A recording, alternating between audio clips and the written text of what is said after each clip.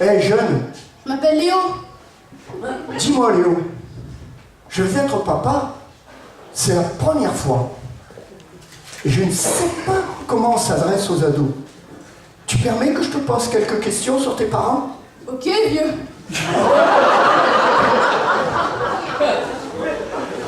Dis-moi, Léo. Elle est comment, ta mère, avec toi? Bof. Et ton père? Bof. Léo, je t'en supplie. Donne-moi des exemples précis. Ah, t'en veux des exemples précis? Eh oui. Je peux en donner, moi. Ma mère, c'est ce qu'elle me dit le matin. Tu ne sais pas la chance que tu as d'aller à l'école. Moi, je rêverais d'y retourner. Ma mère à moi, même, elle me dit, je payerais pour y retourner. Le lendemain, je suis restée au lit. J'ai éteint mon réveil, j'ai fermé ma porte à clé et j'ai glissé une enveloppe sous ma porte avec un billet de 5 € et un mot qui disait « Vas-y, maman, va au bout de tes rêves !»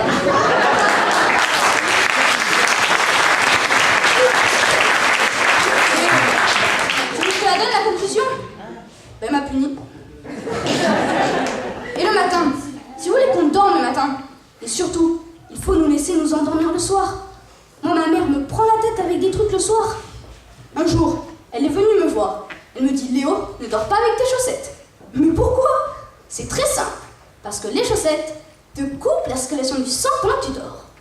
Te coupent la circulation du sang pendant que tu dors. Moi, je faisais des cauchemars de ouf. Sérieux, j'étais là, dans mon lit, je regardais mes chaussettes. Et je les imaginais en train de faire... C'est bon, il dort. Après, il coupe la circulation du sang. Et puis en plus de tout ça, les cours le matin, c'est souvent des cours qui servent à rien. C'est vrai. Souvent c'est genre maths, anglais, français. À quoi que ça me servir à moi le français? C'est ça ce que je dis, ça sert à rien le français. Puis la dernière fois, mon père m'a réveillé à 8 h. Il m'a dit « Léo, réveille-toi à ta cour de techno ». Je savais même pas que ça existait, moi, techno. Tu sais, quand il m'a dit cours de techno, sans déconner, hein, je pensais que j'allais rentrer à la salle, j'allais m'asseoir et j'allais voir ça.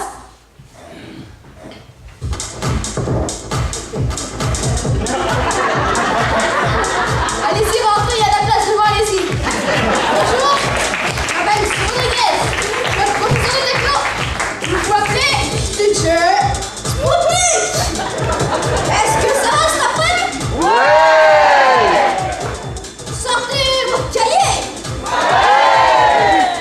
Et vos stylos. Ouais. Parce que cet après-midi, en salle 306 pour la 5e de contrôle.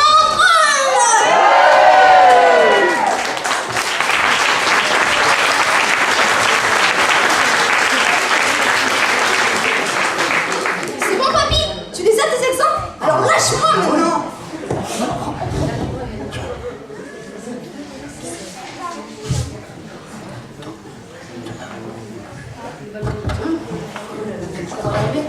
Non.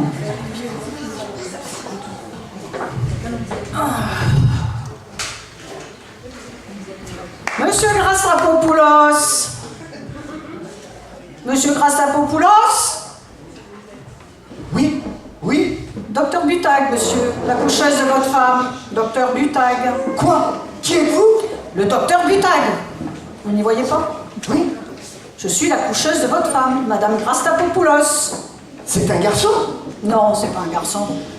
Ah, Non, c'est une fille alors. non plus, non plus.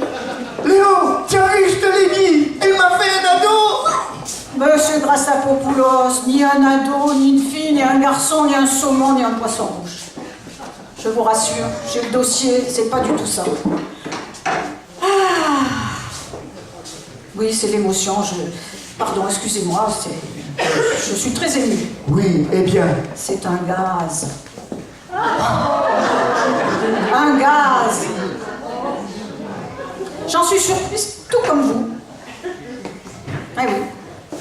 Votre femme a fait ce qu'on appelle en langage technique une grossesse gazeuse, monsieur Grassapopoulos.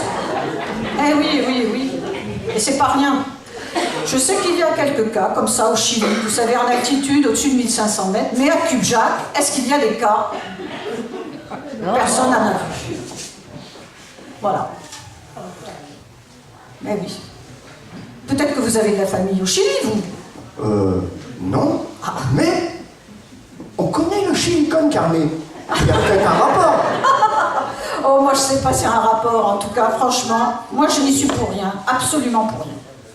Je vous explique. J'étais là, très sérieusement, en train de me préparer pour l'accouchement. Votre femme était sur la table de travail, très, très anxieuse, hein.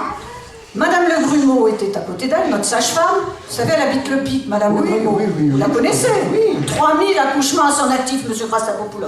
Ce n'est pas rien, 3000 accouchements. Hein? Eh bien, vous vous rendez compte? Je n'ai même pas eu le temps d'intervenir d'un seul coup. Boum! Ah! La stupeur. Vous voyez? Il a fallu mettre le masque. Incroyable! Eh bien, écoutez, Madame de Grumeau a été littéralement projetée 2 chambres plus loin, tout à fait là-bas.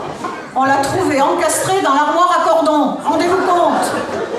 Eh ben oui, 9 mois de grossesse, Monsieur Chrastapopoulos, c'est la pression et la pression. Eh oui, il fallait que ça arrive chez nous. Vous êtes espagnol? Non, mais c'est bien simple. Depuis ce matin, j'ai des emmerdements jusque-là. Alors, si vous voulez, ça commence à bien faire. Hein. Et ma femme? Votre femme, je vous rassure, elle va très très bien. Elle vous attend dans la salle d'à côté. Il n'y a pas de souci. Mais y aurait-il des conséquences fâcheuses? Bah, des conséquences fâcheuses, vous voyez, je suis en train de lire son dossier, pour tout vous dire, il n'y a rien de secret. Hein. Il y a quelques séquelles, évidemment. Quelques petites séquelles. Votre femme, si vous voulez, elle est morte de honte, Monsieur Chrastapopoulos. Rendez-vous compte. Mais elle peut sortir. Ah ben, je vous rassure, elle peut sortir, tout à fait. Eh bien, qu'elle sorte, Madame Chrastapopoulos! Mais dites, calmez-vous, hein, je suis le docteur Butag, hein. Vous voyez à qui vous vous adressez, hein. Calmez-vous. Il reste un point un petit peu délicat, Monsieur Chrastapopoulos. Est-ce que vous voulez le garder? Le garder? Oui, le garder. Ce gaz, Monsieur Chrastapopoulos, c'est un petit peu votre enfant. Ah oui. Bah, vous n'y avez pas pensé?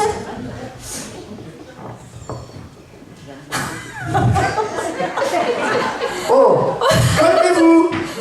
Non, mais écoutez, si je veux rire, je ris, hein. Quoi qu'il en soit, très sérieusement, nous avons réussi in extremis à le mettre dans une bonbonne de l'hôpital. On a enfermé votre enfant dans une bonbonne, tout simplement. On l'a mis quand même dans un petit couffin, je vous rassure, on lui a mis un petit bonnet, une petite liquette, il est parfait. Ouais. Mais vous pourriez le garder jusqu'à ce qu'il trouve un travail? Un travail? Mais Monsieur Chrastapopoulos, un travail, vous n'y pensez pas. Franchement. Mais il grandira. Non, il ne grandira pas. Non plus. D'accord. Il marchera. Non plus. Ah, il roulera. Ah ben voilà, il roulera, il fera des tonneaux, voilà. Exactement. Mais il parlera. Il ne parlera pas non plus. Alors, peut-être de temps en temps, je vais vous dire, il vous fera un petit comme ça. C'est du chilien. Oui, c'est du chilien. Alors, vu la triste situation, peut-être préférez-vous le laisser filer? Le laisser filer. Oui, le laisser filer, c'est un terme technique là aussi. Ah bon? On ouvre la fenêtre, en grand, toc toc, hein, et puis... Au revoir. Merci, voilà. Ben oui. Alors? Vous voulez pas me donner un conseil? Ben si, je vais vous laisser réfléchir. Mais vous me le dites assez vite, hein, parce que la bonbonne de l'hôpital, elle est consignée. Hein. Et puis, je vais vous dire, il n'y a pas de petites économies à l'heure actuelle. Hein, donc, mais en attendant que vous preniez cette décision, moi, je vais vous donner un conseil. Oui. Hein. C'est vous qui voyez, mais à l'avenir, faites faire à